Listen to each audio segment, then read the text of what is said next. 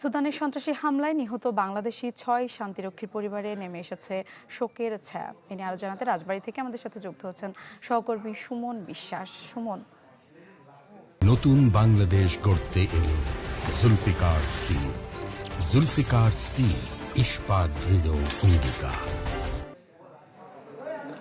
মিলা, আমি এই মুহূর্তে রয়েছি এই কালোখালী জেলার হোগলাডাঙ্গি গ্রামে সৈনিক শামীম রেজার বাড়িতে। গতকাল যে ৬ জন নিহত হয়েছে তার মধ্যে এই শামীম রেজা একজন, এবং তার বাড়িতে এসে দেখছি যে শোকের মাতম। একটু আগে সেনাবাহিনীর সদস্যরা কিন্তু তার পরিবারে সান্ত্বনা জানাতে এসেছিলেন।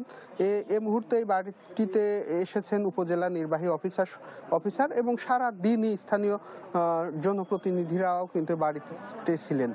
পরিবারের মাধ্যমে আমরা যেটুকু জেনেছি যে শামীম রেজা গত ২০১৭ সালে কিন্তু বাংলাদেশ সেনাবাহিনীতে সৈনিক পদে চাকরি পেয়েছিলেন, এবং গত নভেম্বরের ৭ তারিখে তিনি এই শান্তিরক্ষী মিশনে অংশ নিতে সুদানে পাড়ি জমান। এবং গতকাল এই দুর্ঘটনা ঘটার পর থেকেই তার ফোন বন্ধ পেয়ে পরিবারের সদস্যরা কিন্তু উৎকণ্ঠায় ছিলেন।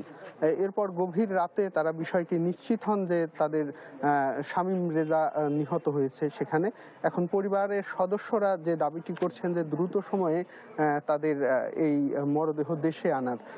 তার বাবা যেটি বলছিলেন যে তার ৪ সন্তানের মধ্যে সবার বড় কিন্তু এই শামীম রেজা এবং পরিবারের একমাত্র উপার্জনক্ষম ব্যক্তি, এবং গত ১.৫ বছর আগে শামীম রেজা বিয়ে করেছেন, তবে তাদের কোনো সন্তান নেই। ফলে আমরা দেখছি যে তার পরিবারে যেমন আহাজারি চলছে, তার মা স্ত্রীও আহাজারি করছে। সবকিছু মিলিয়ে এলাকাটিতেও কিন্তু শোকের ছায়া নেমে এসেছে, এবং স্থানীয়রাও আসছে পরিবারটিতে সান্ত্বনা জানাতে। সবকিছু মিলিয়ে পরিবারের যে চাওয়া সেটি হলো যে দ্রুত সময়ে যেন তাদের এই সন্তানের মরদেহটি বাংলাদেশ সেনাবাহিনীর দেশে ফিরিয়ে আনেন, এটি একমাত্র তাদের চাওয়া। মিলা, এই ছিল শামীম রেজার বাড়ি থেকে সর্বশেষ খবর। সুমন, ধন্যবাদ আপনাকে। আমরা এ নিয়ে আরো জানবো। গাইবান্ধা থেকে আমাদের সাথে যুক্ত হয়েছেন আরেক সহকর্মী আসাদুজ্জামান মামুন। মামুন, আপনি রয়েছেন নিহতের বাড়িতে, বা সেখানে সব পরিবারের লোকরা আসলে কি বলছেন একটু জানাবেন বিস্তারিত। হ্যাঁ মিলা, আমি এই মুহূর্তে আছি গাইবান্ধা জেলার পলাশবাড়ী উপজেলার ছোট ভগবানপুর গ্রামে। গতকাল রাতে যে সুদানের যে আবাইতে যে ড্রোন হামলা হয়েছে, এদের মধ্যে যে ৬ জন নিহত হয়েছে তাদের একজনের কিন্তু বাড়ি গাইবান্ধা জেলার পলাশবাড়ী উপজেলার ছোট ভগবানপুর গ্রামে। সে হচ্ছে সবুজ মিয়া। তার বাসায় কিন্তু এখন শোকের মাতম চলছে। যেটা আমি দেখাতে চাই, এখানে কিন্তু বিভিন্ন এলাকার মানুষজন, আশেপাশের মানুষজন এখানে সবুজ মিয়ার বাসায় আপনার হচ্ছে ভিড় জমাচ্ছেন। তো আমি আপনার মাধ্যমে জানাতে চাই যে ২০১০ সালে সেনাবাহিনীতে যোগ দেন। ইনি হলো আপনার হচ্ছে লন্ডির একজন ধোপা হিসাবে এই সবুজ মিয়া কিন্তু এই সেনাবাহিনীতে যোগ দেন। আর গত ১.৫ বছর আগে সে বিয়ে করেছিল। তারা এক ভাই এক বোন।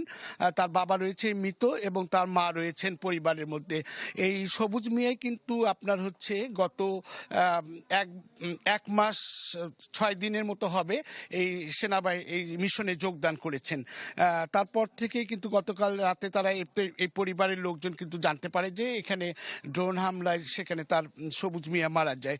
তো এই মিশনের যে জাতিসংঘের যে শান্তিরক্ষা মিশনের ঘাঁটিতে সে ১ মাস গত নভেম্বর মাসে সে ৬ তারিখের দিকে গিয়েছে।